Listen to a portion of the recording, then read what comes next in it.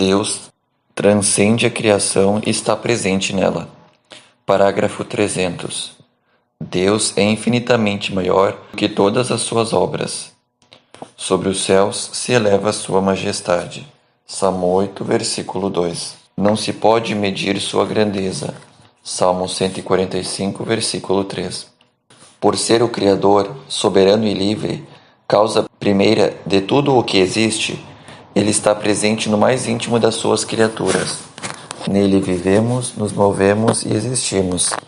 Atos dos Apóstolos, capítulo 17, versículo 28. Segundo as palavras de Santo Agostinho, ele é superior sumo meo et interior intimo meo, maior do que há de maior em mim e mais íntimo do que há de mais íntimo em mim. Deus mantém e sustenta a criação. Parágrafo 301. Depois da criação, Deus não abandona sua criatura a ela mesma. Não somente lhe dá o ser e a existência, mas também a sustenta a cada instante no ser, lhe dá o dom de agir e a conduz a seu termo. Reconhecer esta dependência completa em relação ao Criador é uma fonte de sabedoria e liberdade, alegria e confiança. Sim, amas tudo o que existe e não desprezas nada do que fizeste, porque se odiasses alguma coisa, não a terias criado. De mesma forma, como poderia alguma coisa subsistir se não a tivesses querido? Ou como poderia ser mantida na existência se por ti não tivesse sido chamada? A todos, porém, tratas com bondade. Porque tudo é teu, Senhor, amigo da vida. Sabedoria, capítulo 11, versículos 24 a 26. 5. Deus realiza o seu projeto, a divina providência. Parágrafo 302. A criação tem sua bondade e sua perfeição próprias, porém não saiu completamente acabada das mãos do Criador. Ela é criada em processo de caminhada, In statu viae, para uma perfeição última, a ser ainda atingida, para a qual Deus a destinou. Chamamos de divina providência as disposições pelas quais Deus conduz sua criação para esta perfeição. Deus conserva e governa com sua providência tudo o que criou. Ele se estende com vigor de uma extremidade à outra e com suavidade governa todas as coisas. Sabedoria, capítulo 8, versículo 1. Pois tudo está nu e descoberto aos olhos daquele a quem devemos prestar contas. Carta de São Paulo aos Hebreus, capítulo 4, versículo 13. Mesmo os atos dependentes da ação livre das criaturas. Parágrafo 303. O testemunho da Escritura é unânime.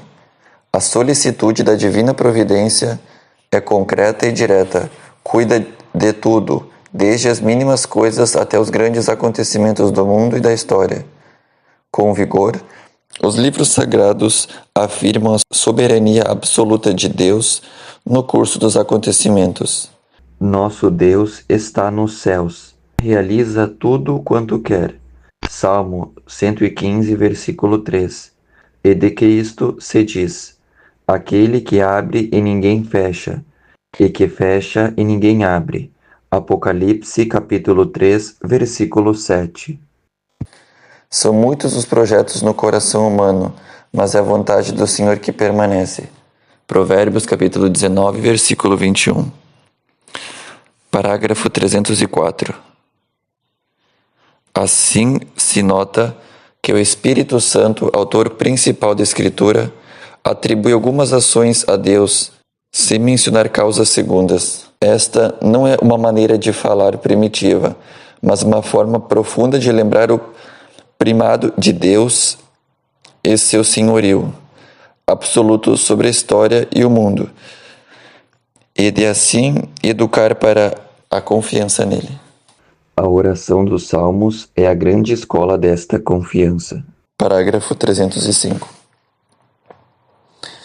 Jesus pede uma entrega filial à providência do Pai Celeste, que cuida das mínimas necessidades de seus filhos. Portanto, não vivais preocupados dizendo: que vamos comer, que vamos beber, como nos vamos vestir?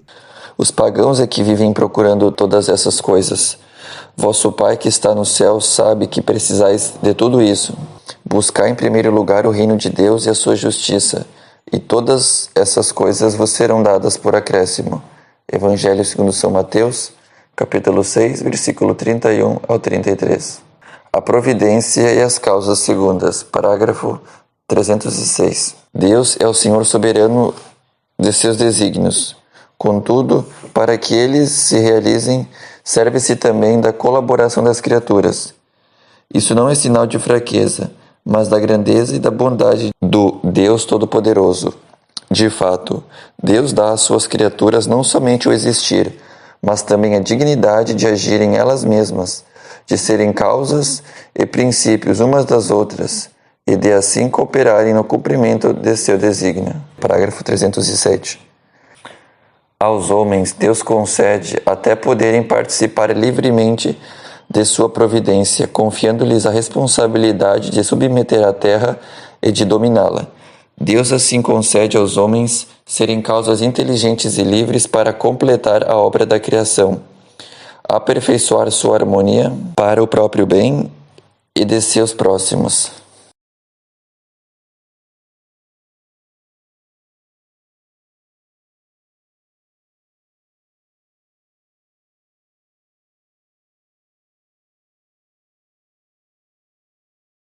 Cooperadores de Deus, primeira carta de São Paulo aos Coríntios, capítulo 3, versículo 9, e do seu reino. Parágrafo 308. Eis uma verdade inseparável da fé em Deus Criador. Deus age em todo o agir de suas criaturas. Ele é a causa primeira que age nas causas segundas e por meio delas. Na verdade, é Deus que produz em vós tanto o querer como o fazer conforme o seu agrado. Filipenses capítulo 2, versículo 13. Longe de diminuir a dignidade da criatura, esta verdade a realça. Tirada do nada pelo poder, pela sabedoria, pela bondade de Deus, a criatura nada pode se for separada de sua origem, pois a criatura sem o Criador se esvai. Menos ainda pode atingir seu fim último sem a ajuda da graça. A providência e o escândalo do mal. Parágrafo 309. Se Deus Pai Todo-Poderoso, Criador do mundo ordenado e bom, cuida de todas as criaturas, por que então o mal existe? Para esta pergunta tão premente quanto inevitável, tão dolorosa quanto misteriosa, não há uma resposta rápida. O conjunto da fé cristã constitui a resposta a esta pergunta. A bondade da criação, o drama do pecado, o amor paciente de Deus que se antecipa ao homem por suas alianças, pela encarnação redentora de seu Filho, pelo dom do Espírito, pelo congraçamento da Igreja, pela força dos sacramentos, pelo chamado a uma vida bem-aventurada, a qual as criaturas livres são convidadas antecipadamente a assentir, mas da qual podem, por um terrível mistério, abrir mão também antecipadamente.